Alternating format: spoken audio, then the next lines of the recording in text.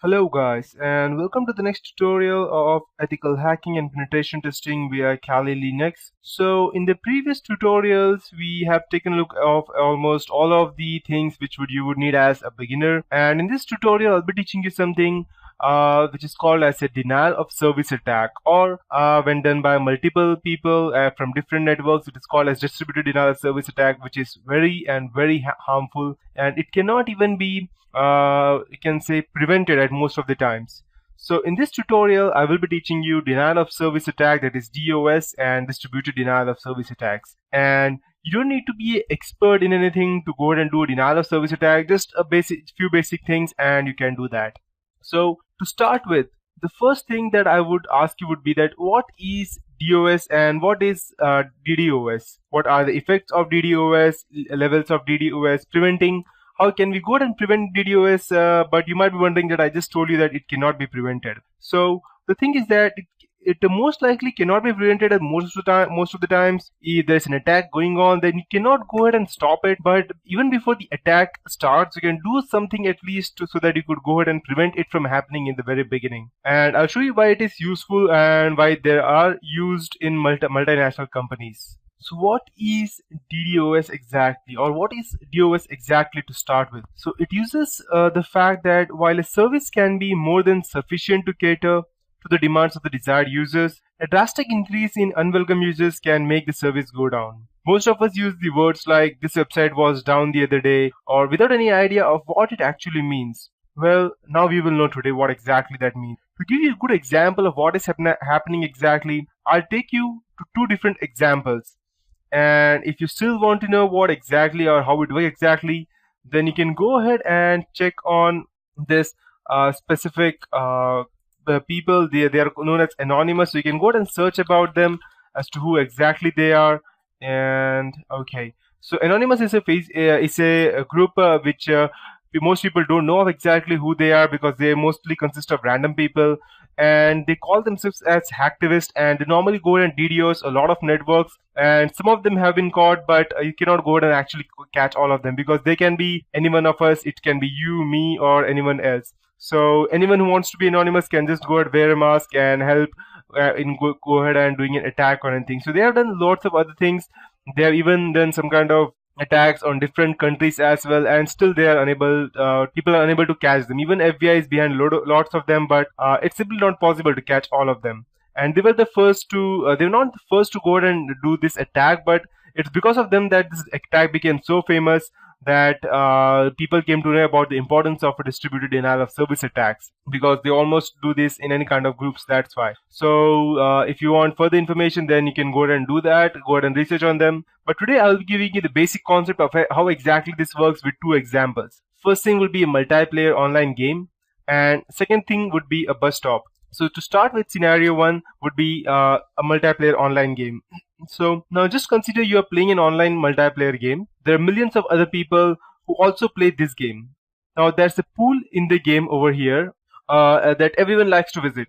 Now you and your friends know that they have the power of numbers.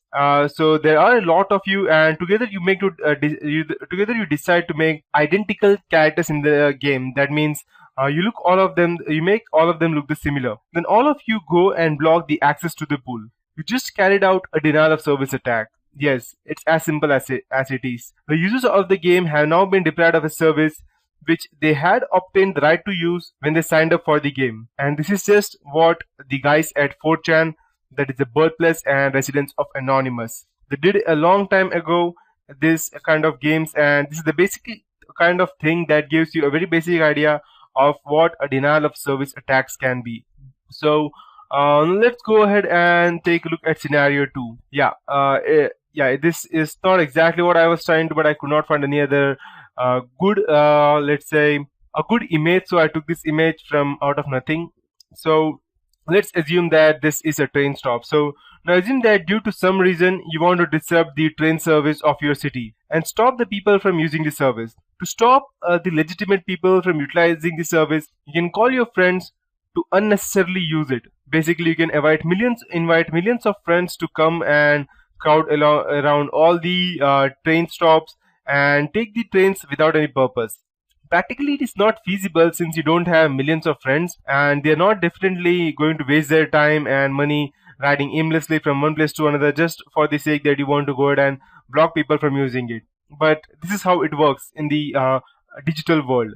So while this may seem impossible in the real world, in the virtual world, you can cause as much load as 1,000 or even 1,000,000 users alone at the click of a button. There are many tools out there for this purpose. However, you're not recommended to use them as a DOS or on someone else, as it is illegal, and it is very easy to detect since it also easily shows your IP address from where these packets are coming. So we will come back to this later on and do a DOS on our own computer. But as of now, I'll show you how this works exactly. And just before I go ahead and close this basic tutorial part, I'd like to show you the most famous tool which we use for attacking and hacking, and that is called as LOIC. And I'll just take you to the Wikipedia page as well. I'll just open the Wikipedia page, not on the alternate page. Okay, perfect. So as you can see, this LOIC is known as Low Orbit Ion Cannon. It is an open source network stress testing application for DOS attack. It's written in C#, and it was initially developed by these blah blah blah and all these things. So it was mostly used by you can say as anonymous for going ahead and doing multiple attacks on people. And it's quite easy. I'll just go ahead and show it out to you. I'll just go ahead and download the binary zip file from over here. You can download these files.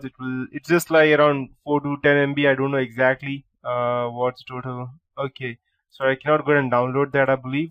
My system is blocking me from downloading it.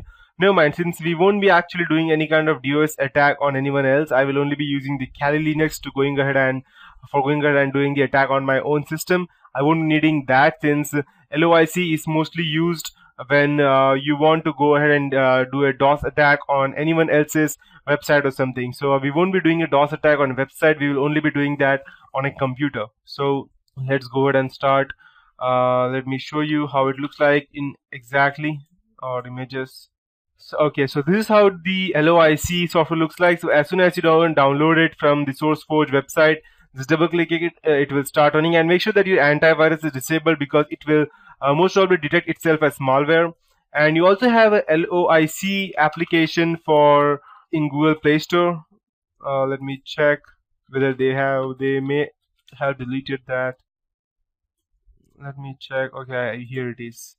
Okay, I believe that Google Play Store has removed this from their web page. The reason being that it may be used as for malicious purposes, but you can still find these applications out there. As you can see, we have over here LOIC 5.0, and that is the latest one, I believe. And yes, that's the latest one since I have the same in my cell phone. So you can download it all from here. So when you go and if you go and use your, you must be having a good cell phone, because you cannot do it from a cell phone which has like 512 MB RAM or 256 MB RAM. You need a good cell phone of minimum 1 GB RAM to go ahead and do that, else your own cell phone will be hanged. That's why. So it looks like this. You can go and enter the URL or the IP address of whichever computer or website you want to go ahead and start. Just click lock on, and the target will be selected. And just go ahead and select over here. It will be start flooding. And as soon as you can click start flooding, it will show stop flooding option, and you can go ahead and select the speed as well as to which you want to go ahead and actually attack. And you can go ahead and use the port, which port the person is actually using for its website, and the methods and threads depending upon the speed of your computer and everything. It will go ahead and shut down the computer or the website. So these things were used, and yep, that's it for this tutorial, guys. And in the next tutorial, I'll be teaching you as to why I was going ahead and teaching you all of these things. And there are multiple ways of doing DDoS attack, and you most probably will not be able to save yourself from everything, but I can surely go ahead and teach you as to how we can go ahead and save ourselves from this kind of attack.